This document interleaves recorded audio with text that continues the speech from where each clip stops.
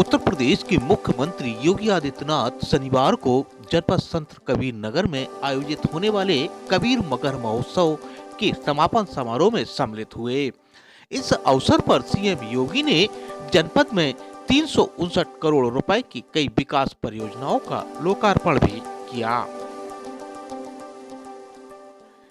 जनपद मुजफ्फरनगर में सीएम योगी ने मुख्यमंत्री सामूहिक विवाह योजना के अंतर्गत शादी के बंधन में बंधे नव दंपत्ति को आशीर्वाद भी दिया और उनके सुखद दाम्पत्य जीवन की कामना की।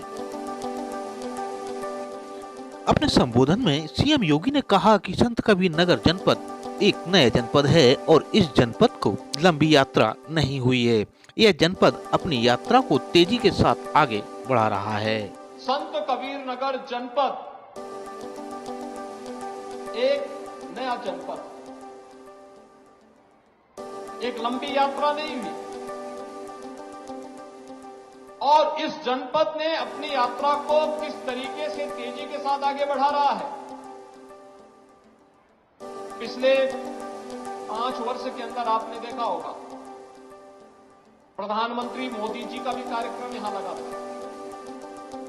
राष्ट्रपति जी का भी कार्यक्रम यहां लगा था, कबीर एकेडमी का भी निर्माण हम लोगों ने यहां पर किया है।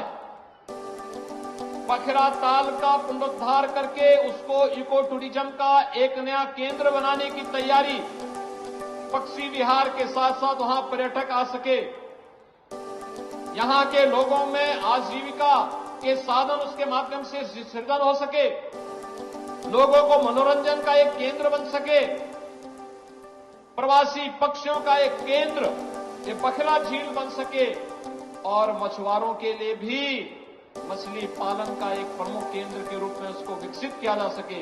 इस दृष्टि से बखरा झील के पुनरुद्धार की एक बड़ी कार्य योजना हम लोग तैयार कर रहे हैं।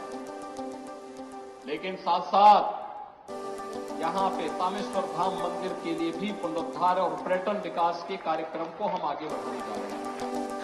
अपने संबोधन में सीएम योगी ने कहा कि संत कबीर नगर जनपद में आने वाले दिनों में अपना मेडिकल कॉलेज हो, अपना बस अड्डा हो। इसके अलावा सीएम योगी ने उन बदमाशों को भी खुली चेतावनी दी है जो किसी बेटी के साथ छेड़खानी करते हैं। उन्होंने कहा कि अब कोई भी किसी बेटी के साथ छेड़खानी नहीं कर पाएगा। संत कबीर नगर जनपद में आने वाले समय में अपना मेडिकल कॉलेज हो, मैंने प्रशासन से पहले ही कह रखा है कि भाई यहां के लिए भी जमीन चिन्हित करिए, कहां यह बन सकता है। बस अड्डे के निर्माण की कार्रवाई को भी आगे बढ़ाया जा सके। जहां यह हो, अगर इतनी सब सुविधाएं देनी है तो उसके लिए सुरक्षा का माहौल चाहिए और इसी के लिए integrated command and control centre, integrated command and control centre जहां पे एक ही जगह से बैठ करके, एक कमरे में बैठ करके पूरे नगर और जनपद के प्रमुख स्थानों की सीसीटीवी से एक एक जगह की जानकारी वहां पर कैद होती रहेगी, रिकॉर्ड भी होती रहेगी, लोग देखेंगे भी। और अगर किसी ने बदमाशी करने का प्रयास किया, किसी बेटी को छेड़ने का प्रयास किया, किसी की इज्जत पे हाथ डालने का प्रयास किया या कहीं चोरी डकैती करने का प्रयास किया, तो अगले चौराहे पे जाते जाते पुलिस उसको स्वयं दबोच देगी, भाग नहीं पाएगा,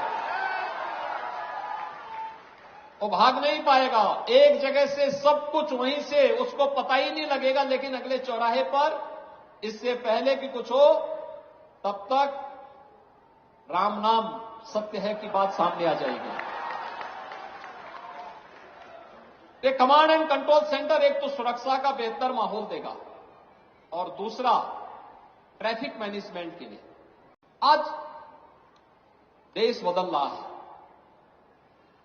एक नए भारत का दर्शन हो रहा है। प्रधानमंत्री मोदी जी के नेतृत्व में इस नए भारत में हम सबका गौरव बढ़ा है। 140 करोड़ लोग आज अपने आप को गौरवान्वित महसूस करते हैं। जब देश शक्तिशाली होता है तो वह समर्थ भी होता है, समर्थ होता है तो समृद्धि अपने आप आने लगती है और उस समृद्धि को देखते हुए आज भारत दुनिया की 5वीं बड़ी अर्थव्यवस्था बना है और बहुत शीघ्र 2024 में एक बार मोदी जी को फिर से देश के प्रधानमंत्री पद की कुर्सी सौंपिए, भारत दुनिया की तीसरी बड़ी अर्थव्यवस्था बनेगा। भारत का दुनिया की तीसरी बड़ी अर्थव्यवस्था बनने का मतलब हर नागरिक के जीवन में परिवर्तन होना, प्रति व्यक्ति आय बढ़ना। उत्तर प्रदेश ने पिछले 6 वर्ष में 6 करोड़ लोगों को बहुआयामी गरीबी से ऊपर उठाने का काम किया है और पूरे देश में 24 करोड़ लोग बहुआयामी गरीबी से ऊपर उठे हैं। इस सरकार के द्वारा उठाए गए उन कदमों का परिणाम है, जिसके परिणाम स्वरूप एक गरीब को बिना किसी भेदभाव के शासन की योजना का लाभ प्राप्त हो रहा है। आवास मिले सबको बिना भेदभाव के, शौचालय मिला बिना भेदभाव के सबको मिले, आयुष्मान का कार्ड बिना भेदभाव के सबको मिल रहा है, राशन कार्ड की सुविधा हर जरूरतमंद को प्राप्त हुआ है, सड़कें बन रही हैं, हाईवे, रेलवे, एयरपोर्ट, 2 लेन और 4 लेन की कनेक्टिविटी, इन सभी का लाभ प्राप्त होता हुआ दिखाई दे रहा है।